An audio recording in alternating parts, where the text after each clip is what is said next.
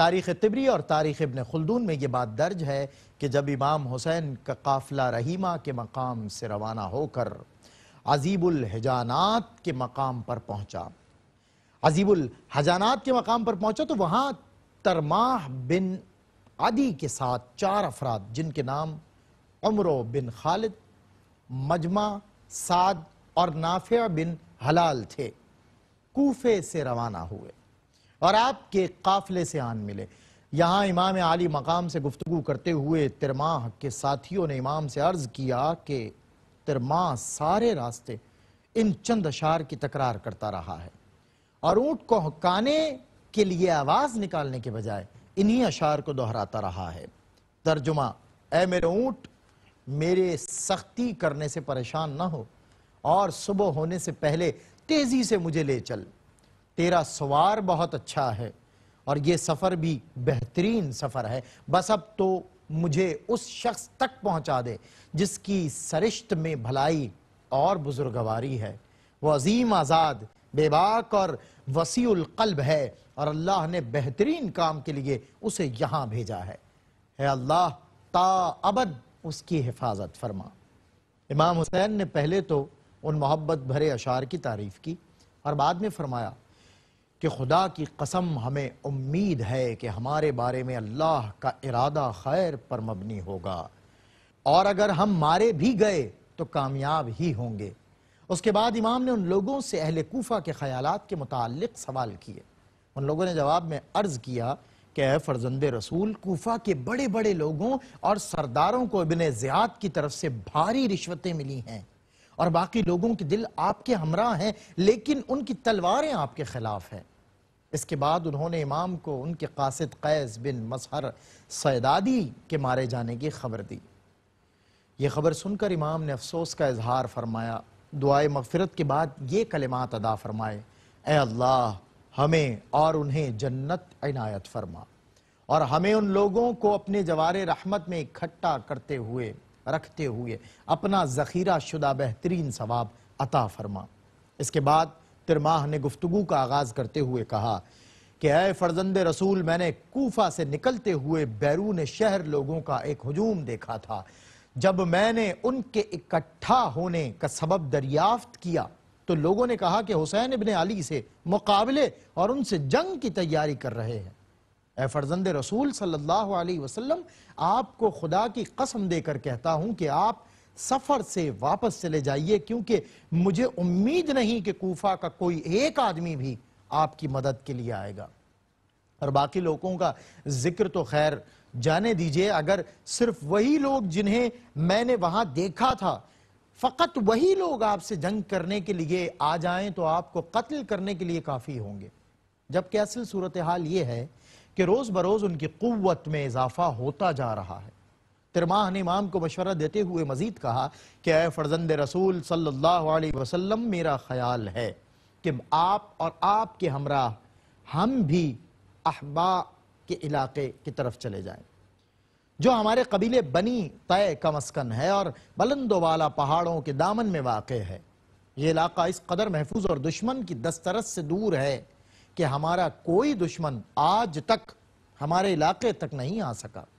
اس جغرافیائی اہمیت کے علاوہ اگر آپ 10 دن اس علاقے میں قیام فرمائیں تو ہمارے قبیلے کے تمام افراد سوار اور پیادوں کی صورت میں آپ کی مدد کو آ جائیں گے، اور میں خود وعدہ کرتا ہوں کہ اپنے قبیلے کے 20,000 شمشیر بکف بہادر آپ کی مدد کو تیار کروں گا، جو آپ کے مقاصد اور پروگرام کی تکمیل کے لیے آپ سے پیش پیش آپ کے دشمنوں سے لڑیں گے۔ امام نے ترماح کی اس پیشکش کے جواب میں کیا فرمایا؟ اللہ تمہیں اور تمہارے قبیلے کے افراد کو جزائے خیر دے۔ ہمارے اور اہل کوفہ کے درمیان عہد و پیما ہو چکا ہے اور اس وعدے کی موجودگی میں ہمارے لیے واپس پلٹنا ممکن نہیں۔ اب دیکھتے ہیں انجام کیا ہوتا ہے۔ ترماح نے جب امام کے اٹل ارادوں کو دیکھا تو ان سے رخصتی کی اجازت طلب کی تاکہ یہاں سے جا کے پہلے کچھ ضروریات زندگی کا سامان جو اس نے فراہم کیا ہوا تھا کوفہ میں اپنے گھر والوں کو پہنچا دے اور پھر جتنی جلدی ہو سکے واپس آ کر امام سے ملحق ہو جائے۔ امام نے اسے اجازت دے دی۔ 3 ماہ کے رخصت ہو جانے کے بعد امام حسین کا قافلہ قصر بنی مقاتل کے مقام پر پہنچتا ہے۔ اسی مقام پر ہی عمرو بن قیس مشرقی اپنے چچا زاد بھائی کے ہمراہ امام سے ملنے کے لیے ان کی خدمت میں حاضر ہوا۔ امام نے ان سے دریافت فرمایا کہ کیا تم ہماری مدد اور نصرت کے لیے آئے ہو؟ ان دونوں نے جواب دیا کہ نہیں، ایسا نہیں ہے، کیونکہ ایک تو ہم کثیر العیال ہیں اور دوسرے یہ کہ ہمارے پاس لوگوں کے اموال تجارت ہیں، ہمیں نتیجے کا علم نہیں اور ہم مناسب نہیں سمجھتے کہ لوگوں کا مال و دولت ہمارے ہاتھوں تلف و برباد ہو جائے۔ ان کی اس بات کے جواب میں امام نے فرمایا کہ اس علاقے سے دور چلے جاؤ تاکہ ہمارا صدائے استغاثہ تم تک نہ پہنچ سکے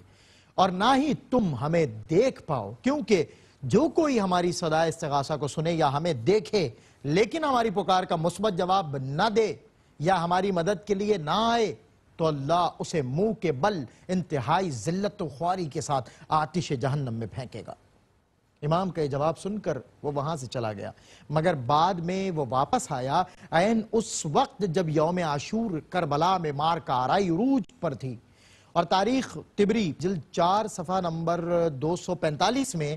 یہ بیان خود اسی کی زبانی موجود ہے کہ عاشور کے دن جب میں نے دیکھا کہ لشکر کوفہ نے امام کے ساتھیوں کے گھوڑوں کے پیر کاٹنا شروع کر دیے تاکہ وہ ناکارہ ہو جائیں، تو میں نے اپنا گھوڑا ایک خالی خیمے میں باندھا اور پیادہ ہو کر دشمن پر حملہ کیا۔ 2 افراد کو میں نے قتل کیا اور تیسرے کا ہاتھ کاٹ دیا۔ اور اس دوران امام حسین مسلسل فرما رہے تھے کہ اللہ تمہارے ہاتھ سلامت رکھے اور تمہیں جزائے خیر عطا کرے۔ ناظرین، ہم آپ کو یاد دلا دیں کہ قصر بنی مقاتل کا مقام قافلہ حسین کے مکہ سے کربلا تک کے سفر کا ایک لحاظ سے آخری مقام ہے، کیونکہ اس کے بعد آنے والا مقام نینوا کربلا کی حدود میں ہی واقع ہے